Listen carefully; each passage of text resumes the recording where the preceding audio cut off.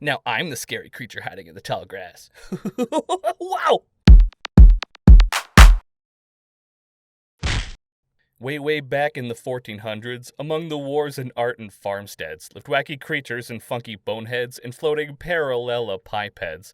Now you play a well-dressed teen now who fell out of the friggin' sky, throwing, catching, swimming, drowning, time to laugh and shiver and die.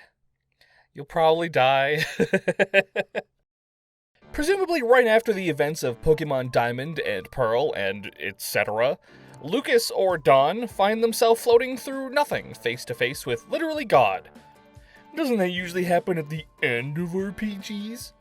Sent back to the indiscriminate past, God upgrades you to the iPhone 493 and literally goes, I made all these butter tarts, now count them. Welcome to Pokemon, Isekai version. The one where you're not the Pokemon. Pokemon Legends Arceus is a pseudo-open-world action RPG where you're given the task to complete the Hisui Pokédex as a member of the Survey Corps of the Galaxy Expedition Team. They're new to this untapped environment, and you're new, period. But you've got a knack for throwing balls and not being afraid of small owls, so they put you to work. And it is magical. Instead of the traditional Pokemon game with random encounters in designated zones, moving in grid-like patterns, unable to pass water or small ledges, this one's way different. You can drown in this one. Armed with little more than some Pokeballs, your determination, several superpowered otherworldly creatures, and spoiled fruit, you're off into the wilds. Instead of your main goal being to collect 8 badges, with the Pokedex being a background task for completionists, catching everything is the forefront of your attention, while you also deal with story stuff. Like, instead of badges, you have stars in the Survey Corps, which you get for making certain amounts of progress in your Pokedex. The main gameplay loop is to explore and catch Pokemon, either through battles or just tossing balls at them.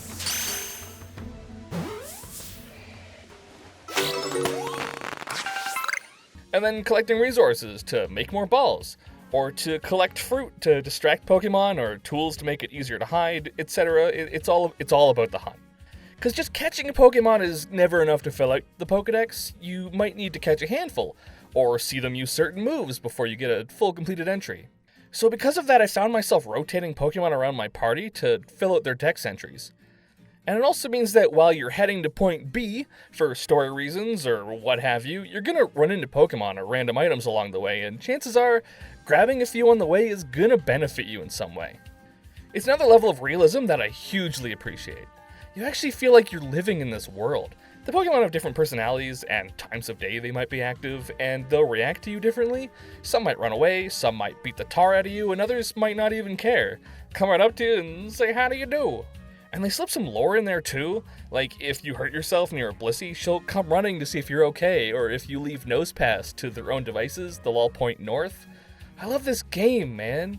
It's like exactly what I've always wanted. A new Pokemon game isn't without its gimmicks, though. This time along, we have strong and agile attacks, where you can do a stronger move at the cost of some action speed, or maybe a weaker version of the move that lets you jump the initiative, because battles have been entirely reworked. Not only do you fight in the overworld, but your turn order is hugely based on your Pokemon's speed. If you're fast enough, you can get 2, maybe 3 moves off before your opponent can react.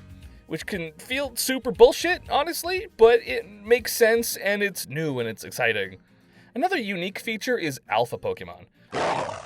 They made a huge emphasis on different Pokemon sizes, to the point where your Pokedex will list the variations of them, and some requests even ask for specific sizes. And Alpha Pokemon are the biggest they come, and the angriest. And while some are barely noticeably different, some are absolutely enormous. And you can toss out your Pokemon wherever and just hang out. It's cute. And the story is okay. Better than most Pokemon games, but that's only saying too much. Without going too much into spoilers, the sky is broke and it's zapping the noble Pokemon, and they're right pissed off. So now you gotta go throw sacks about it. So on top of the Pokedex, you're trying to calm the nobles and figure out what's happening with the help of a pretty sizable cast of colorful characters that are almost definitely ancestors to people we've previously met in the franchise. And that's so much fun, man. I think Pokemon has just done characters so dirty in the past, and with the past handful of games, they're doing so much better with them. Like, they're no longer just a sprite in a room that you fight once and then never hear about again, you know what I mean? Like, the warden of the first noble you help specializes in rock-type Pokemon, and then way later on, we need help with, like, excavating some minerals or something, so they call him back over. I feel so stupid for being blown away by running into a character more than once in the story. They've come a long way, and they're so varied too. Some are sweet and kind, others get a bit of redemption, or are total cunts.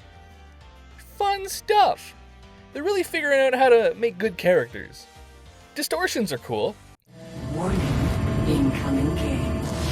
Like I said, the sky is broke and it's causing occasional little raviolis of distorted time and space, packed full of rare items and offbeat Pokemon for the time, like living fossils and futuristic stuff like Magnemite and Porygon.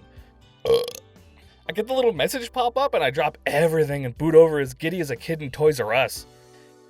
You wanted Breath of the Wild, but with Pokemon, and you got it, dude! With some conditions. First of all, it's not truly open world. You explore 5 different zones, needing to pop back to Jubilife Village between them. While initially I was expecting it to play out similarly to a Monster Hunter title, there are story quests, and then requests you get from villagers that you can do on the side, but you're free to do things at your own pace, and you're not, like, yoinked back to base prematurely if you want to fart around and explore. I feel like it captures that open world vibe more than you might think at face value. The maps aren't enormous, but they're big enough that you won't find everything in just a couple of trips, you know? There were some entire families of Pokemon that I didn't even realize were in the game until post-game. The requests tend to be a whole little contained story too, and I love them. From a bunch of doofs chewing the woodwork and you've got to search them out, to somebody hearing noises in their house and they think it's a ghost and you got to check it out. They're just cute, you know?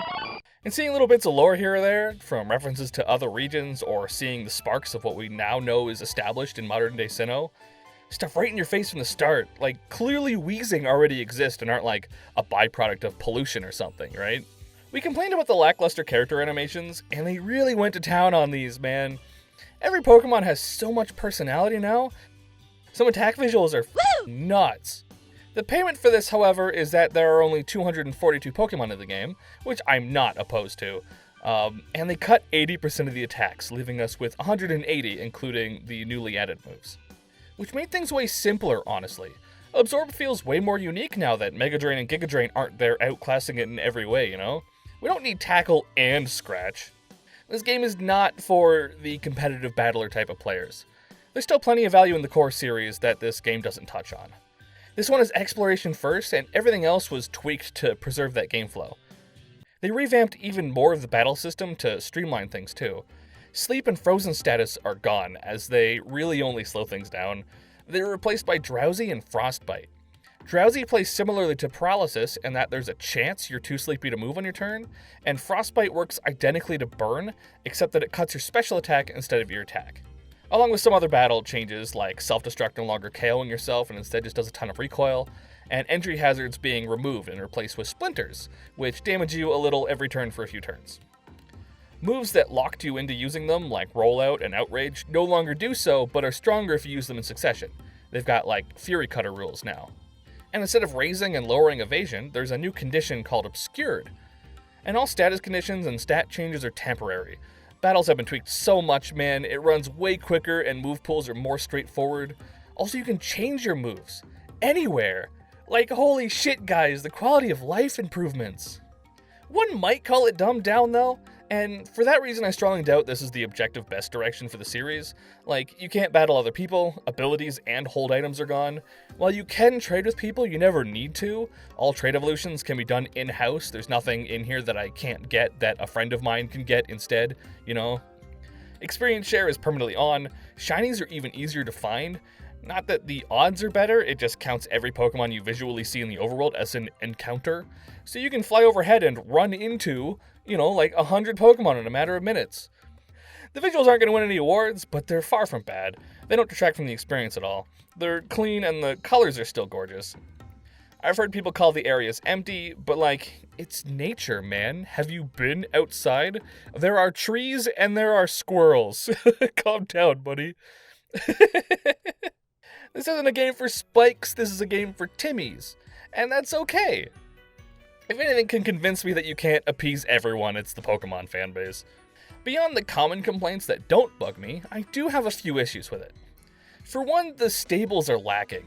Maybe I was too optimistic in thinking it would be a little more fleshed out than randomly having 4 Pokemon picked at random that you can see when you walk by. I wasn't expecting, like, my Pokemon Ranch or anything, but I want more of a visual representation of my accomplishments. And the search function? Did they think this was anything? If I'm searching for Buizel, only show me Buizel. Don't just grayscale the rest so they're easier to find. Like, I have eyes. Why do I still gotta look for them? Are you new? Falling damage makes sense. A game about exploration with a ton of verticality. Boss fights involving dodge rolling, Pokemon that want your liver. You take damage. But why does the low health tone have to sound like getting pistol shrimped in the base of my skull? If the Pokemon is just too far away, your Pokeball is just like, don't work?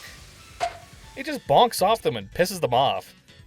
Do they think it would be too cheaty otherwise? I think we should be rewarded for pulling off some wicked high-angle plays and hitting stuff that's way out there. Taking advantage of the high ground, you know? Or at least give me some sort of sign that it's too far away instead of wasting my Pokeball and tipping them off that there's some jerk in the bushes. They threw all this effort into the new Pokemon attack animations, which fuck, by the way. But there are almost no human animations. Like, it'll just fade to black and imply that the characters were just sumo thrown or something. That's really lame. And their facial expressions are either neutral or absolutely aghast. There's no in between. And what I think is probably the most valid complaint, and nowhere near a new one either, can we get, like, some voices, please? It's not N64 days anymore, guys. I don't think this is asking too much. At least we didn't have a scene of, like, implied singing in here, right? Well, that would be awkward. The game isn't perfect, but it's still really, really good. The gameplay alone sells it. It rewards you for exploring and gathering materials. I never fell into the trap of never using healing items because I was always gathering stuff passively to make more of them. Even with the experience share always on and very high level alpha Pokemon that I can just go and slip into my pocket, I was never over leveled. The difficulty curve is perfect. Not gonna spoil anything, but some late/post game things ended up being legitimately hard still. It's a huge step forward for the franchise, and they could build off this formula in so many ways. Should this replace the mainline series of games? Absolutely not. But it should continue beside it. There are so many small tweaks that could make it better. Maybe some more time in the oven would help the visuals. But this is the kind of game I've wanted for years. All I wanted was to feel like an actual part of the world, not bogged down with menus and RPG math at every turn. Your item bar in the corner works in battle as well as outside. It's so clean. If you're not vibing with a battle, you can just leave. It's like it was made for me. If you have an ounce of whimsy in your heart, this is a must-have for the console.